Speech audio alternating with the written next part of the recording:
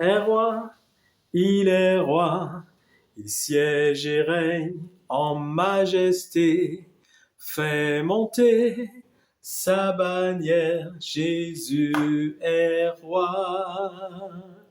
Crie Hosanna, il est roi.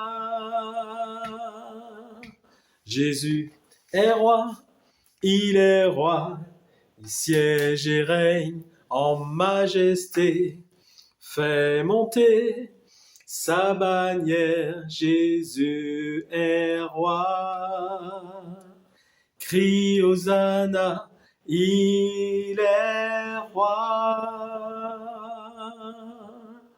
Crie Hosanna, il est roi. Bonjour à tous, bonsoir à tous, comment allez-vous? Je viens à vous au nom de Jésus de Nazareth, espérant que vous allez bien, pour vous apporter un petit message d'encouragement, pour que vous ne puissiez point vous lasser en chemin l'âme découragée. Voilà.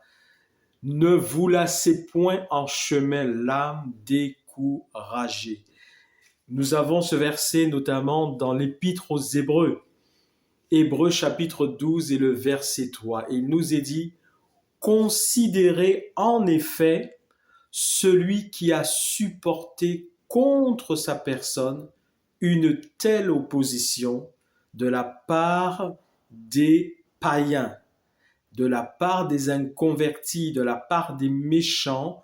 Considérez de qui parle-t-on? De Jésus-Christ naturellement. Jésus-Christ qui est Dieu, fait homme sur la terre et qui a supporté contre sa personne une opposition farouche et haineuse parce qu'il était Dieu amour venant apporter l'amour aux hommes. Les ténèbres se sont déchaînées contre lui et il a supporté contre sa propre personne une telle opposition de la part des pécheurs.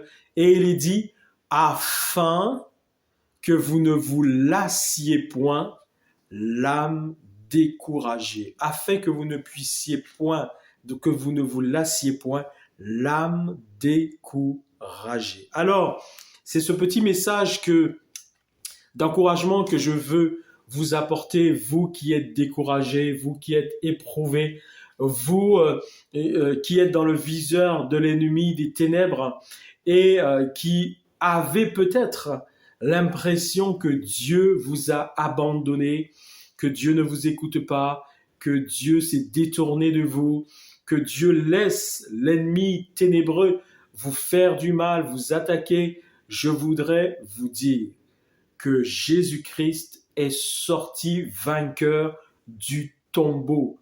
Il y a plus de 2000 ans en Israël. Il est sorti vainqueur. Il a vaincu. C'est lui qui est le roi des rois, le Seigneur des seigneurs, l'alpha et l'oméga. Il est glorifié. Il est assis à la droite du Père. Et si vous l'avez reçu comme sauveur et Seigneur de votre vie est entre ses mains. Et alors, il est dit que rien, tant que vous lui faites confiance et que vous restez dans cette alliance avec lui, rien ne pourra vous séparer de son amour. Rien ne pourra vous séparer de l'amour de Dieu manifesté pour vous, pour nous tous en Jésus-Christ. Ne vous lassez point l'âme découragée. Vous savez, aujourd'hui, à un moment donné, je demandais à Dieu de me dire quelque chose. Je demandais à Dieu de me parler, de me dire quelque chose. J'étais juste dans un court moment de prière et je voulais que Dieu me parle, il me dise quelque chose. À un moment donné, j'ai ouvert la parole de Dieu et je suis tombé sur ce passage dans l'évangile de Matthieu. Matthieu chapitre 6, me semble-t-il. Attendez que je vérifie. Matthieu, donc chapitre 3, à partir du verset 16. Vous savez, c'est lorsque le roi Hérode, le roi de Judée, à l'époque où Dieu s'est fait homme et qu'il était en tant qu'homme un petit enfant, eh bien, il y avait un roi en Judée, là où résidaient donc les parents humains et terrestres adoptifs de Jésus, sa mère et son père adoptif. Ils résidaient donc euh, à ce moment précis, ils étaient en Judée parce que vous savez que Jésus est né à Bethléem. Donc, étant né à Bethléem, ils étaient donc sous, si vous voulez, euh, ils étaient sous ce roi-là qui était le roi de Judée, Hérode. Hérode. Et quand les mages conduits par Dieu iront donc pour adorer et apporter des présents au roi des Juifs qui venait de naître, le roi des cieux, Jésus-Christ. Vous savez que Hérode, ayant appris la chose, il demandera au roi mage, c'est-à-dire c'était des astronomes, les rois mages, il leur demandera allez donc adorer le petit enfant, prenez toutes les informations le concernant Jésus qui venait de naître, et ensuite venez me voir pour me donner toutes les informations concernant là où il se trouve et tout, pour que moi aussi, en tant que roi, le roi Hérode, moi aussi j'aille lui présenter mes hommages, l'adorer, lui apporter comme vous des présents et tout. Mais naturellement, ils n'ont pas été trompés par le roi Hérode parce que le roi Hérode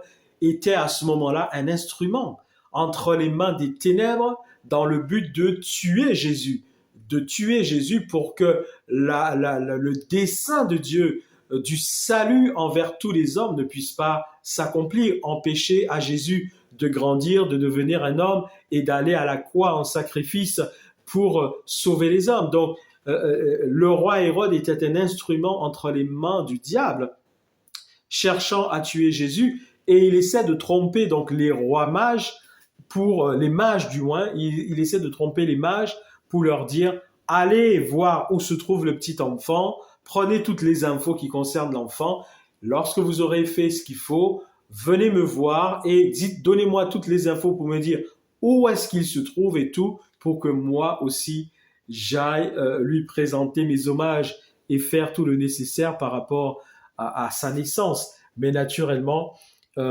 Dieu leur a fait comprendre que c'était une supercherie de ce roi Hérode, et au retour, ils n'ont pas du tout été voir ce roi, ils ont continué leur route par un autre chemin pour ne surtout pas aller lui donner au roi Hérode les informations concernant Jésus, là où il était, là où il se trouvait, pour qu'il savait très bien, c'est parce que le roi avait comme dessein, sous la conduite des ténèbres, de chercher à tuer Jésus. Et donc, Hérode, voyant que les mages, finalement, l'ont trompé, parce qu'ils ne sont pas revenus le voir ensuite pour lui dire où était Jésus, voyant que les mages l'avaient trompé, il sera très en colère, très en colère. Et il va donner l'ordre de faire tuer tous les enfants de 2 ans et en dessous de 2 ans dans toute la ville de Bethléem et dans tout son territoire, le territoire sur lequel il était roi. Il n'était pas seulement roi pour la ville de Bethléem où était Jésus avec ses parents, non. Il était roi non seulement, il était roi de tout un territoire. Et donc ce territoire était vaste. C'était déjà le territoire de Judée, mais il y en avait d'autres. Et donc ce territoire était vaste. Il va donner l'ordre, mes amis. Il va donner l'ordre à ses serviteurs, à son armée, d'aller massacrer, tuer tous les enfants de Bethléem et de tout son territoire, les enfants de 2 ans et en dessous de 2 ans. Il donne cet ordre et ça va se faire, mes amis. Les soldats, puisqu'il était le roi, les soldats iront et vont massacrer tous ces petits enfants innocents jusqu'à l'âge de 2 ans et en deçà de 2 ans. C'était pour être sûr qu'il aura réussi à tuer Jésus. Donc tous les enfants de 2 ans, puisque Jésus venait de naître, tous les enfants de 2 ans et en deçà de 2 ans, il donne l'ordre d'aller tuer tous ces enfants. Et c'est ce qui va se faire, mes amis. C'est ce qui va se faire. C'est ce qui va se réaliser. Donc ce jour-là, ce jour horrible et terrible en Israël, il y a eu donc ce massacre de tous ces petits-enfants innocents. Mes amis, je disais à Dieu, mais parle-moi, dis-moi quelque chose. Quand j'ai lu ça, quand j'ai lu ce passage-là, mes amis, j'ai dit à Dieu, tu vois, tu es Dieu souverain, créateur, tout-puissant, glorieux, et je te donne gloire parce que tu es souverain. Mais regarde, Seigneur, il y a des passages de ta parole, il y a des histoires, il y a des choses qui sont difficiles. Regarde là, tous ces petits enfants innocents qui ont été massacrés, qui ont été tués ce jour-là. Et à l'instant, mes amis, vous voyez, c'est comme ça avec Dieu. À l'instant où je faisais cette réflexion à Dieu pour lui dire, je te donne gloire parce que tu es souverain. Mais quand même, tous ces petits enfants innocents de 2 ans et en deçà de 2 ans qui, ce jour-là, ont été massacrés, tués dans tout le territoire sur lequel Hérode était le roi. C'était vaste, son territoire était vaste. Vous imaginez le nombre d'enfants qui ont été massacrés ce jour-là. Mes amis, à l'instant même où j'ai fait cette réflexion à Dieu, une chose qui m'a été montrée, un constat est venu de suite dans mon intelligence, dans mon esprit. Première chose, mes amis, première chose, c'est que il y a ce qui s'appelle les desseins arrêtés de Dieu. Les desseins arrêtés de Dieu. Un dessein arrêté de Dieu, c'est une chose qui se fera obligatoirement. C'est-à-dire, il n'y a rien, mais véritablement rien, qui empêchera à la chose de se réaliser. C'est un dessein arrêté de Dieu. Nous avons tous sur notre vie, mes amis, des desseins arrêtés de Dieu. Ce sont des prophéties que Dieu lui-même a établies sur nos vies. Ce sont les desseins de Dieu, les desseins arrêtés de Dieu, des choses qui obligatoirement, au temps fixé par Dieu, vont se réaliser. Parce que, en fait, cette histoire-là, c'était l'accomplissement d'une prophétie, mes amis. C'était l'accomplissement d'une prophétie du prophète Jérémie. Donc, il y a des siècles auparavant, le prophète Jérémie, en Israël, avait annoncé cette prophétie. Et la prophétie disait, je la lis pour vous, c'est dans Matthieu. Matthieu, donc, chapitre 3, à partir du verset 16. Et là, c'est à partir, donc, du verset... excusez-moi, je ne vois pas trop bien parce que là, j'ai pas trop de lumière. Alors, je vais vous montrer carrément la Bible. Et je pense que ça va m'éclairer un peu. Verset 18. Il est dit, on a entendu des cris à Rama, des pleurs et de grandes lamentations. Rachel pleure ses enfants. Qui était Rachel? Rachel, c'est l'une des femmes de Jacob. Jacob à qui Dieu a donné le nom d'Israël. Et pour que cette nation donc soit formée, la nation d'Israël. Au départ, il s'appelait Jacob, Jacob le trompeur.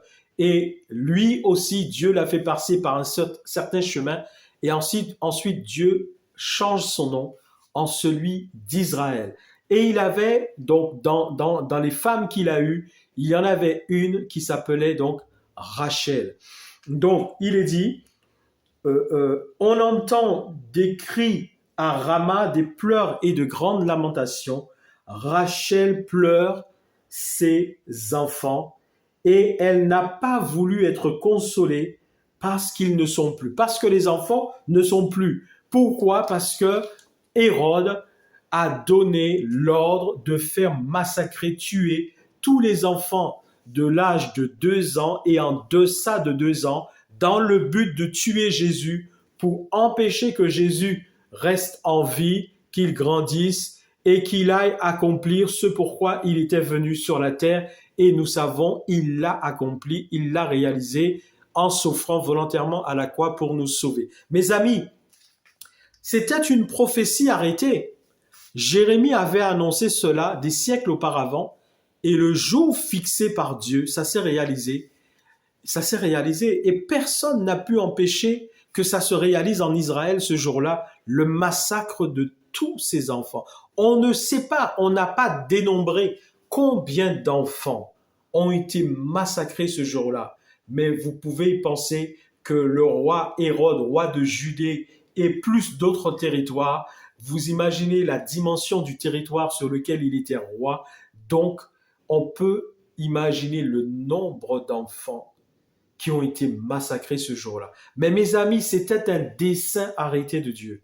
Rien n'aurait pu empêcher à cela de se réaliser. C'était un dessein arrêté de Dieu. Mes amis, nous avons sur nos vies. Des fois, nous nous prenons la tête à méditer sur beaucoup de choses. Seigneur, pourquoi as-tu permis? Pourquoi as-tu fait? Pourquoi? Et mes amis, écoutez-moi. Il y a des choses qui nous arrivent qui sont les résultats de nos choix, d'accord? Il y a des choses qui nous arrivent, ce sont les résultats de nos choix, les choix que nous avons faits. Des fois, ce sont de bons choix ou des fois, ce sont des mauvais choix, d'accord? Ça, c'est une réalité. Mais il y a d'autres choses, ce sont les desseins arrêtés de Dieu. Rien ne pourra empêcher que ça arrive parce que Dieu, dans ses desseins pour nous, il a prévu ça. Et nous avons tous sur nos vies personnelles des desseins arrêtés de Dieu, des prophéties que Dieu lui-même a déclarées sur nos vies. Ce sont les desseins arrêtés de Dieu. Ça arrivera obligatoirement parce que ça fait partie du parcours que Dieu a fixé pour nous. C'est pour cela, mes amis, quand vous vivez quelque chose, naturellement, une chose négative, parce que quand c'est une bonne chose, vous n'allez pas, au contraire, vous allez vous réjouir, vous allez louer Dieu, vous allez l'adorer, le glorifier, le remercier. Mais quand c'est une chose négative, une épreuve par laquelle vous passez, ce qui est nécessaire de faire, mes amis, ce qui est vraiment nécessaire que nous fassions, c'est de chercher dans la présence de Dieu, est-ce que c'est quelque chose qui nous arrive parce que nous avons fait un mauvais choix? Ou est-ce que c'est quelque chose qui nous arrive par un dessein arrêté de Dieu, par une prophétie établie par Dieu sur notre vie? Car si c'est quelque chose qui nous arrive parce que nous avons fait un mauvais choix, tout ce que nous devons faire, c'est nous repentir, demander à Dieu pardon d'avoir fait ce mauvais choix, comprendre pourquoi nous avons fait ce mauvais choix. Est-ce que c'est parce que nous ne nous sommes pas tenus dans la présence de Dieu? Est-ce que c'est parce que nous n'avons pas cherché sa direction et sa volonté? Nous avons fait notre propre volonté? Ou est-ce que c'est un dessein arrêté de Dieu? Si c'est un mauvais choix, Dieu nous révèle et nous fait comprendre que c'est un mauvais choix, nous devons nous repentir, mes amis. Demander à Dieu sincèrement pardon d'avoir fait ce choix sans avoir cherché suffisamment la direction de Dieu. Et s'il est possible, car il y aura des fois où ce sera encore possible que la situation change, eh bien nous devrons demander à Dieu de nous conduire à faire ce qu'il faut pour que la situation change. Mais si ce n'est plus possible, nous espérerons à ce moment-là sur la grâce et la miséricorde de Dieu pour qu'il nous libère de cette situation qui est due à cause d'un mauvais choix que nous aurions fait. D'accord? Ça, c'est une chose. Mais ensuite, mes amis, si Dieu nous révèle que c'est un dessein arrêté de sa part, c'est une prophétie établie par Dieu lui-même sur notre vie, alors nous comprendrons que dans ce cas-là, il n'y a rien que nous aurions pu faire pour éviter cela, car c'était un dessein que Dieu avait déjà établi sur notre vie. Et à ce moment-là, ce que nous devons faire, mes amis, c'est demander à Dieu de nous expliquer la raison pour laquelle il avait déjà établi ce dessein sur notre vie et nous faire comprendre comment accepter et vivre cela jusqu'à ce que ce qu'il a prévu de faire à travers ce dessein et cette prophétie qui nous concerne puisse porter les fruits de ce pourquoi il avait prévu ça pour nous. Parce que si Dieu a prévu un dessein sur notre vie, une prophétie sur notre vie, c'est pour une raison, c'est pour un but, c'est pour un enseignement, c'est pour quelque chose dans laquelle il veut nous conduire. Donc, si c'est un dessein arrêté de Dieu, si vous avez prié et que Dieu vous fait comprendre que finalement ça, ce que vous vivez, c'était un dessein arrêté de sa part pour votre vie. C'était une prophétie établie par son autorité sur votre vie. À ce moment-là, si c'est vraiment une chose négative, douloureuse, pour laquelle vous souffrez, vous ne comprenez pas, et que là, Dieu vous fait comprendre que c'était un dessein arrêté de sa part, une prophétie arrêtée de sa part, vous devez donc chercher à ce moment-là à comprendre pourquoi Dieu avait lui-même établi ce dessein sur votre vie, quel en est le but, quel en est l'objectif, et pour que vous puissiez réussir à atteindre le but pour lequel Dieu avait déjà arrêté ce dessein sur votre vie. Il avait déjà établi cette prophétie sur votre vie. C'est ça qui vous aidera à mieux vivre la chose, à mieux vivre l'épreuve, la circonstance, la chose qui vous fait souffrir, par laquelle vous êtes en train de passer. Car si vous comprenez le but pour lequel Dieu avait déjà établi ce dessein sur votre vie, vous lui demanderez de vous faire réussir dans ce dessein. Car le but, c'est que vous puissiez réussir à atteindre l'objectif pour lequel il avait lui-même établi cette prophétie sur votre vie. Mes amis, ça c'est une première chose. C'est une première chose. À l'instant où j'ai dit à Dieu, j'ai fait une réflexion à Dieu sur cette histoire en lui disant, oui, je te donne gloire parce que tu es souverain, mais quand même, tous ces enfants qui ont été massacrés ce jour-là, la première chose que Dieu m'a fait comprendre, c'était une prophétie qui s'accomplissait. C'était donc un dessein arrêté de Dieu et nul n'aurait pu empêcher que ça se fasse. Donc, si ça vous arrive, que vous vous trouvez face à un dessein arrêté de Dieu, une prophétie établie par Dieu lui-même sur votre vie, cherchez à ce moment-là à comprendre quel est le but fixé par Dieu à travers ce dessein. Où veut-il vous emmener? Que veut-il vous enseigner?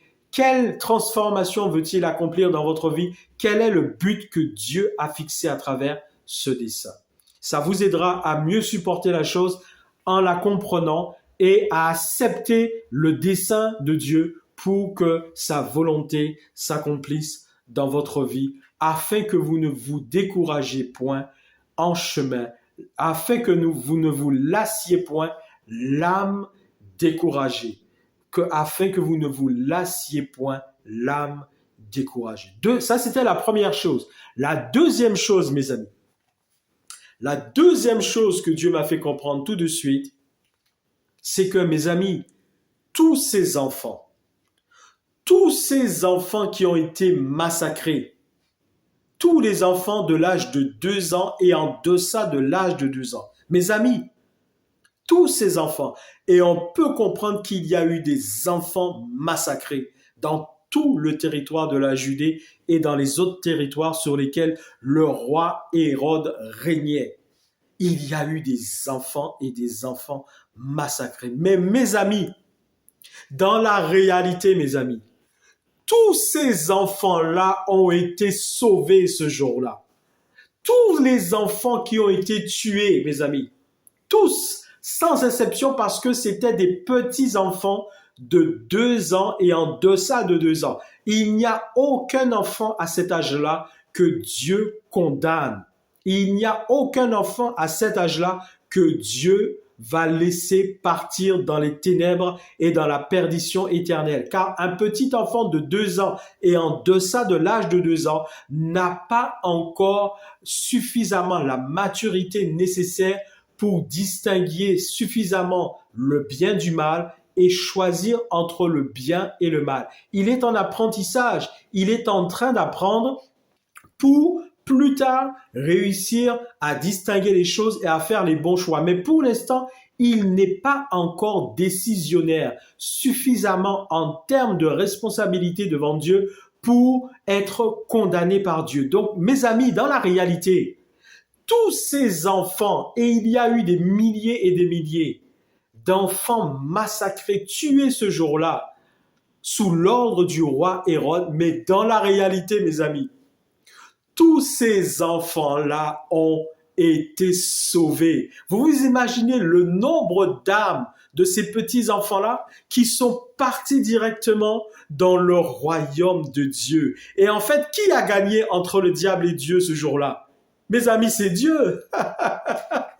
Mes amis, c'est Dieu qui a encore gagné parce que Dieu ne peut pas perdre, c'est impossible. Donc, mes amis, dans la réalité, le jour où le diable a inspiré Hérode, le roi, pour faire tuer tous ces enfants-là, en fait, il n'a fait qu'envoyer ces enfants-là dans le royaume de Dieu. C'est tout ce qu'il a pu faire parce que Dieu nous dit, ne craignez pas celui qui a la possibilité de tuer le corps, mais qui ne peut rien faire d'autre que de tuer le corps. Notre corps, il peut arrêter notre vie sur la terre si Dieu lui autorise. Si Dieu lui permet, si Dieu le laisse faire, il peut arrêter notre vie sur la terre. Mais la vie qu'il va arrêter sur la terre, c'est que la vie de la chair, mes amis. Ce n'est que la vie de la chair qu'il va arrêter, c'est-à-dire le corps qui nous permet de vivre sur cette terre. C'est que ça qu'il va arrêter si Dieu le laisse faire. Mais une fois qu'il aura arrêté cette vie-là, la vie terrestre, la vie charnelle, la vie de ce corps-là, mes amis, il ne peut plus rien faire. Et si vous êtes une personne qui, le jour où vous mourrez en Jésus-Christ, mes amis, il n'y a aucun diable, aucun démon, aucun sorcier, aucune puissance des ténèbres, aussi laide soit-elle, qui pourra toucher à votre âme, mes amis.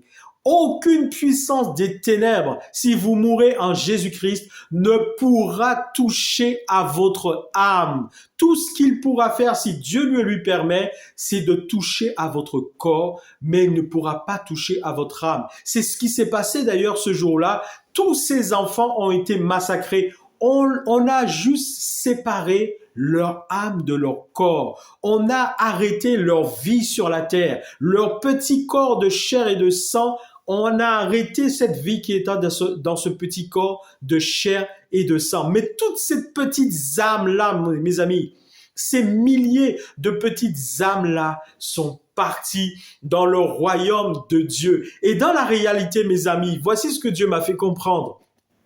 Tous ces enfants-là, s'ils avaient continué à vivre normalement, ils seraient devenus des adolescents, ensuite des adultes, ça dépend de l'âge en fonction de laquelle chacun serait vivant ou mort. Donc, en tout cas, ils auraient grandi comme normalement pour devenir ensuite des personnes plus âgées, plus grandes, jusqu'à devenir des adultes pour ceux d'entre eux qui auraient atteint l'âge adulte. Mais mes amis, dans la réalité, parmi tous ces enfants qui auraient continué à vivre jusqu'à devenir des adultes, il y a un bon nombre qui n'auraient pas été sauvés, mes amis. Certains auraient certainement accepté les voies de Dieu, mais d'autres, on ne peut pas en douter, d'autres n'auraient pas accepté les voies de Dieu et seraient partis dans le monde des ténèbres, parce que toutes ces personnes dont il est question, même si c'était à l'époque, c'était des petits-enfants, elles sont toutes décédées. Toutes les personnes de cette génération sont décédées aujourd'hui. L'époque où ça s'est passé, où Jésus lui-même était un petit enfant, nous sommes en 2025, toutes ces personnes sont déjà décédées.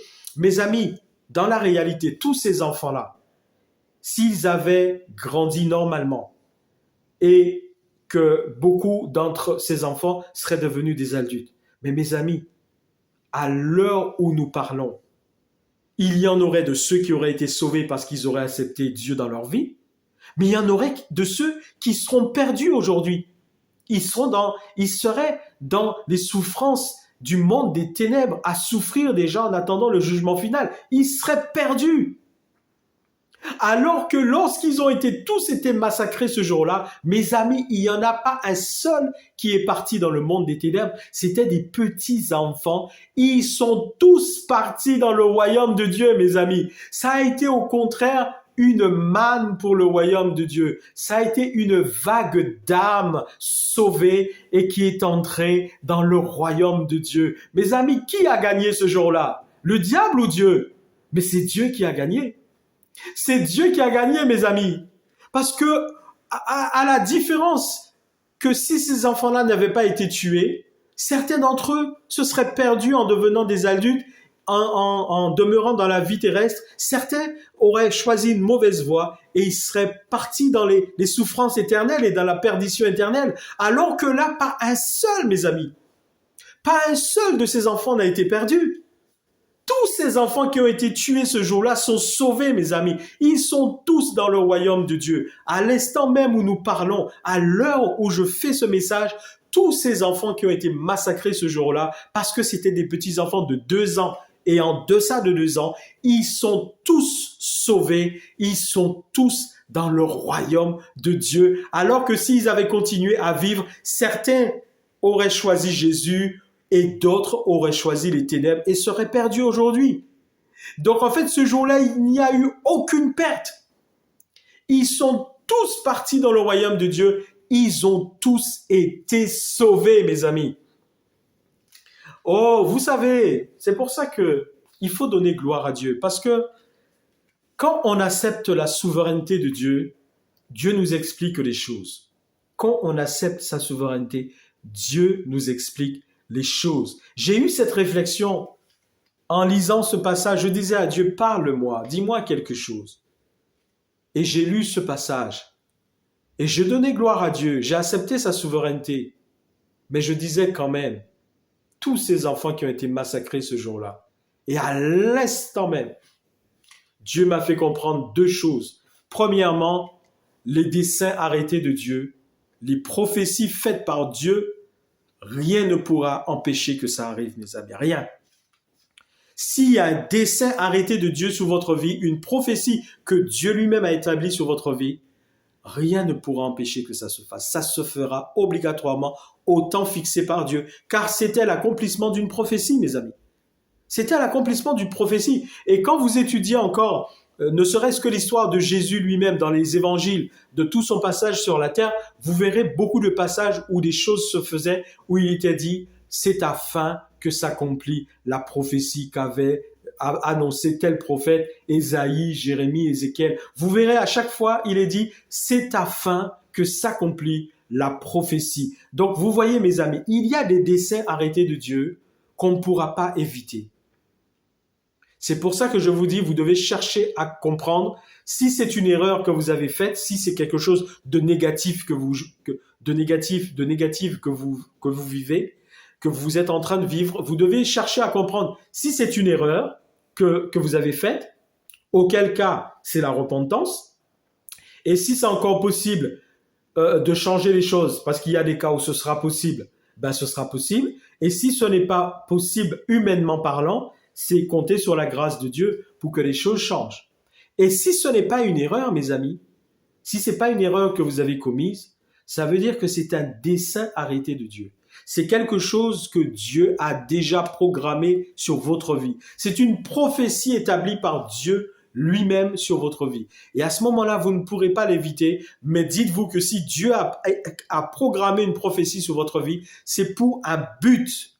Et le but, ce ne sera jamais pour vous détruire, vous faire du mal. Le but, ce sera toujours pour vous emmener plus loin dans ses voies et dans sa volonté divine.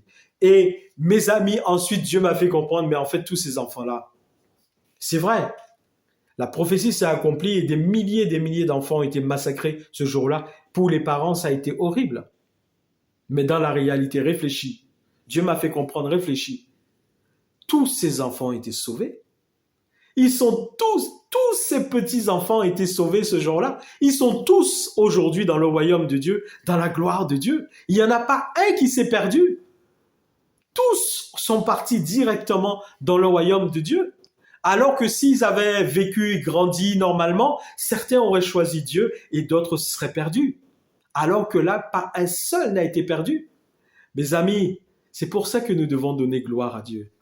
C'est pour ça que nous devons donner gloire à Dieu, il est souverain et c'est lui qui nous fait comprendre les choses, mes amis. C'est lui qui nous fait comprendre ses desseins, sa volonté, son autorité, sa souveraineté. Nous devons donner gloire à Dieu, même lorsque nous ne comprenons pas quelque chose.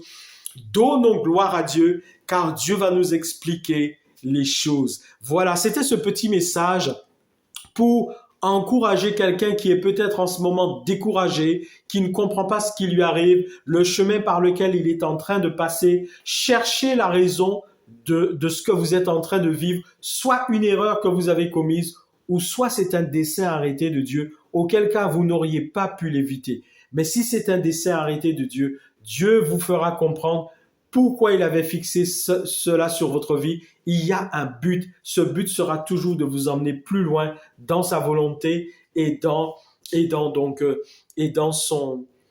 volonté et dans son autorité, dans sa souveraineté, dans ses projets pour vous. Et vous voyez, ces petits enfants ont été tués, mais ils sont tous sauvés.